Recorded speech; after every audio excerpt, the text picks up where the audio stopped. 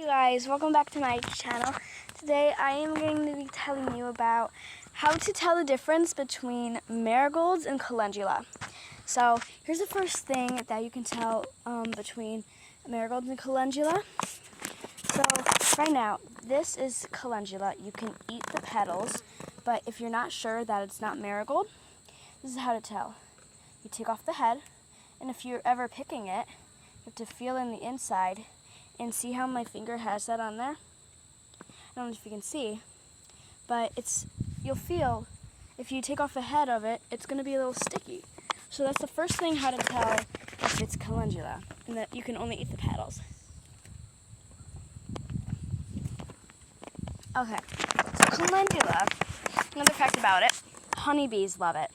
So we own honeybees, and I don't know if you can see them, but they were just flying around, and this is what they do.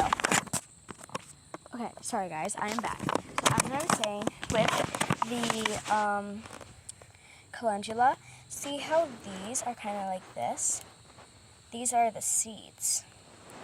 So if you are not sure and you don't feel stickiness, then they're marigolds. But this is what the seeds will look like. They're going to be spiky and stuff like that. So calendula will look like these. It will look like the seeds.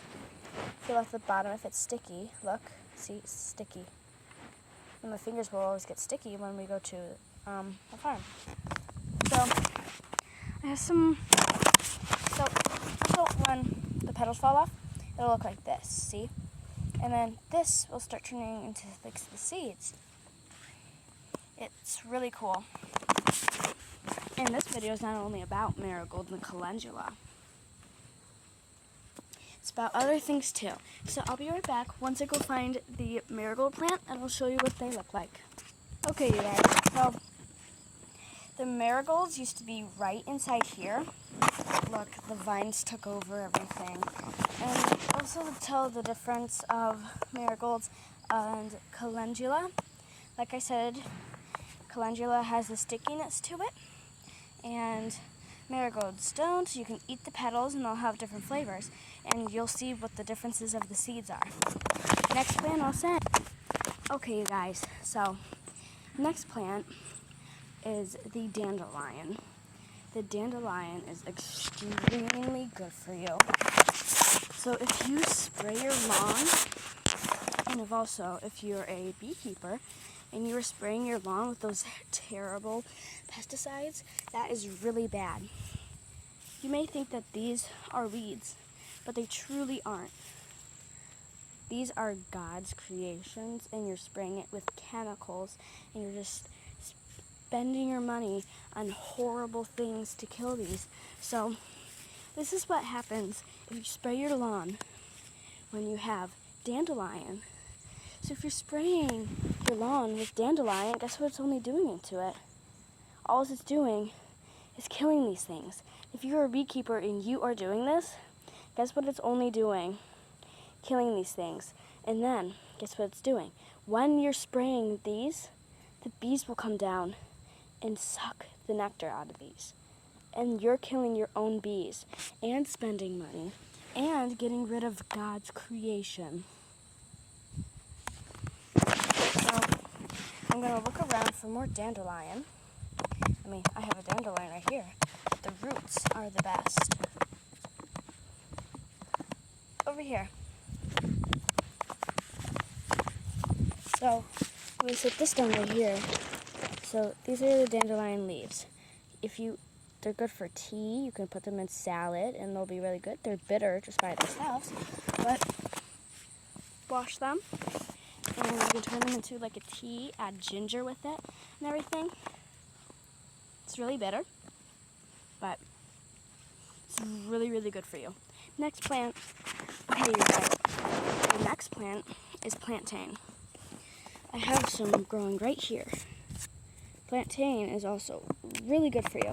So if you have a bee sting or a bug bite or anything, find big leaves like these outside. There should be in a whole little bundle, like laying anywhere on the ground. Find these. If you get stung by a bee, you can even test this out.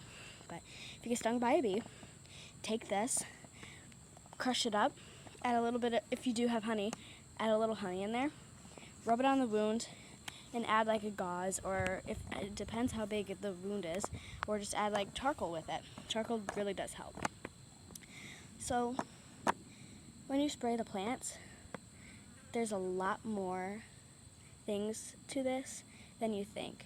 You may just think it's a weed. It truly isn't. Whatever God makes, it has its own purpose. God would not make anything for not a reason. Plantain is really good. Like I said, mash it up. Find a bunch of these, mash it up, and put it on a wound or a bug bite. It really helps. Or if you have acne, it's really good for that too. I feel bad for picking it, but there, I'll put it right there. Next is mint. I have a bunch of it growing over here. I'm gonna go grab my boots so I don't step in any mud or anything. I'll be right back. Okay, I hope it's gonna be in here because, I mean, it's gonna be fall like to it, I believe that. But our wild mint is somewhere over here.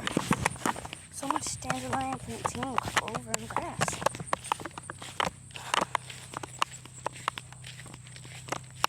So our mint is over here, getting taken over by goldenrod. Another amazing plant. But I have actually the weeds. Dang. So we used to have a whole field of mint. Oh, right here. Look. Let me make sure it's it. By telling you that it's it, smell it. It should have a minty flavor. It's mint. Okay, I'm just gonna grab this whole plant. Okay, so this plant right here is wild field mint. This one is also good for you. It's good for mint tea and other things like that. The way to grow mint and find it, goldenrod, and like vines, and you'll find mint. Mint, by the way, if you want to grow mint and you get like seeds, like the roots and everything for it, one thing, don't plant it in your garden. You will have a big regret. Plant it like in an open field or something, because you want to know what mint does? It spreads. And mint will take over your flowers and everything. It's really good for you though. Next one. Okay, you guys, next one is sunflower. We have tons of sunflower. Sunflower, you think it would just be a flower. How do you think sunflower seeds are grown? Look at that. Sunflower. So this one's already starting to get seeds and everything. Right here is also another sunflower plant. So when it becomes more into fall, these guys will get a lot bigger. And see how there's little black things in there? It's not bugs or anything. It's them turning into sunflower seeds. We will collect all the sunflower seeds, put them in a jar, dry them. When they dry, we wait till next year, and then we'll plant it into our sunflower bed right there, like that. So it's really cool and unique. Next one is the clover. I'm gonna teach you about red and white. The red is really, really good for you. The white, you can eat too. The white one and the red one, bees and all sorts of bugs love. Okay, so with the white clover, this is how to tell. See? It should look like this. It's really, really nice. And then the red clover should be right over here. I'll go grab it in 1 second. Okay, you guys, so I found red clover, and look, a beetle was just on it. So this is red clover. Spiders love it, bees love it. And this is white clover. Let me find a good piece. So we have a whole clover patch all through here. So this is red clover, this is white. So the red clover, bees absolutely love this stuff. It is so good for them. smells really good. Next one. Okay, the next one is Queen's Anne's Lace, which is also known as wild carrot. There's also another plant that'll look just like this. If it is super tall, taller than me, if it is taller than you, like as tall as these bushes, but like 10 times taller, and it looks just like this, don't eat it or pick it. It is a poisonous thing. I forgot what it was, but this is not it. This is Queen's Anne's Lace. Smell it and you'll know it. Also, there's a story about it.